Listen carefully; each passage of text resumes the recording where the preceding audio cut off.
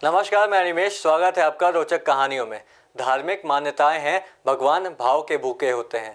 वो अपने भक्तों में कोई भेदभाव नहीं करते। ये बात हर साल पुरी में आयोजित होने वाले रथ यात्रा के दौरान देखने को मिलती है। इस रथ यात्रा के दौरान भगवान जगन्नाथ का रथ एक मज़ार पर रुकता है। आखिर ऐसा क्यों होता है, तो आइए जानते हैं उसके पीछे की कहानी क्या है। प्रभु जगन्नाथ को भक्तों का भगवान कहा जाता है। जब जब भक्तों ने भक्ति से पुकारा, भगवान उसके साथ खड़े हुए नजर आए। ये कहा जाता है कि जब तक प्रभु जगन्नाथ का डोरी नहीं लगता, तब तक प्रभु के दर्शन नहीं हो पाते।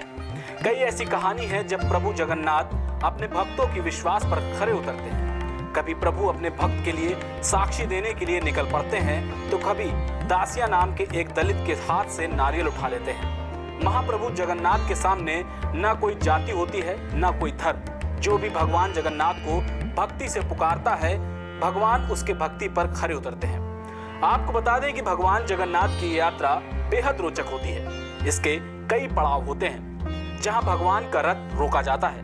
इनमें से पहले पड़ाव की कहानी बेहद रोचक है। चलिए हम आपको इसके बारे में बताते हैं। हर वर्ष जब भगवान रथ पर सवार हो शहर के भ्रमण के लिए निकलते हैं, तो बीच में उनका रथ एक मुस्लिम भक्त की मजार पर जरूर रुकता है। हैरानी की बात यह है कि हिंदू धर्म के देवता का आखिर एक मुस्लिम मजार से क्या रिश्ता है। चलिए इस रहस्य के बारे में हम आपको बताते हैं। कहते हैं भक्तों के बिना भगवान अधूरे हैं। भक्त जहाँ हैं भगवान वहीं होते हैं। जी हाँ, ये कहावत प्रभु जगन्नाथ और उनके भक्तों के साथ सटीक बैठती है। ऐसी ही एक कहानी भक्त सालबेग की है। आखिर कौन है सालबेग, जिसके दर भगवान खुद जाते हैं दर्शन देने? ऐसी ही एक कहानी भक्त सालबेग की है, जो धर्म से तो मुस्लिम था, लेकिन प्रभु जगन्नाथ का सबसे बड़ा भक्त बन गया था। भक्त सालबेग के पिता मुस्लिम और माता ब्राह्मण थी। सालबेग के पिता मुगल आर्मी में सैनिक थे। अपने पिता की तरह सालबेग भी मुगल आर्मी में काम करते थे। एक बार युद्ध के दौरान सालबेग पूरी तरह घायल हो गए। जब सभी लोगों को लगा था कि सालबेग ठीक नहीं हो पाएंगे, तब सालबेग के मां ने प्रभु जगन्नाथ के शरण में जाने के लिए कहा।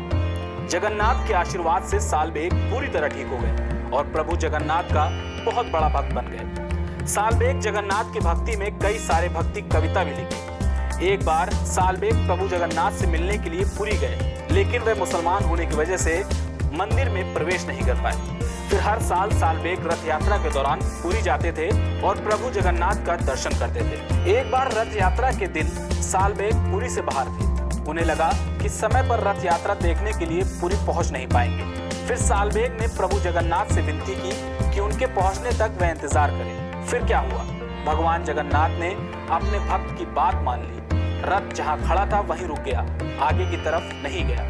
लाखों भक्त भगवान के रथ को आगे ले जाने के लिए कोशिश कर रहे थे। भक्तों की कई कोशिशों के बावजूद रथ आगे नहीं जा रहा था।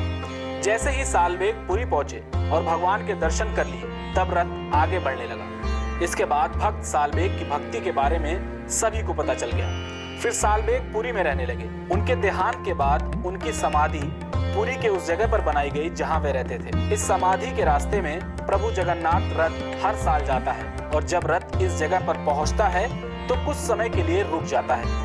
मंदिर के पुजारी और शहरवासी बताते हैं कि सालबेग यहीं का रहने वाला था। उसकी माँ हिंदू थी और पिता मुस्लिम थे।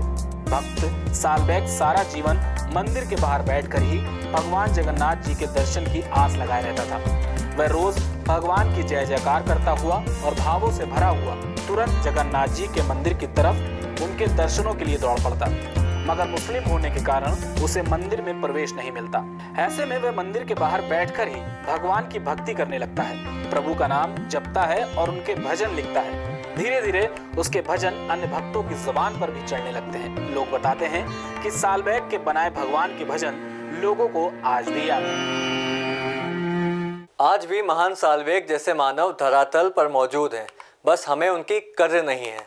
विधाता को है। इस मंदिर से जुड़े और कुछ खास रहस्य के साथ आपसे अगले एपिसोड में मिलेंगे। तब तक के लिए हमें इजाज़त दीजिए और देखते रहिए प्राइम टीवी। धन्यवाद। खबरों के अंदर की पूरी खबर, हर खबर की सटीक पड़ताल, आपका भरोसा हमारी जिम्मेदारी। सच, साहस, और सरोकार। यही है हमारी पहचान।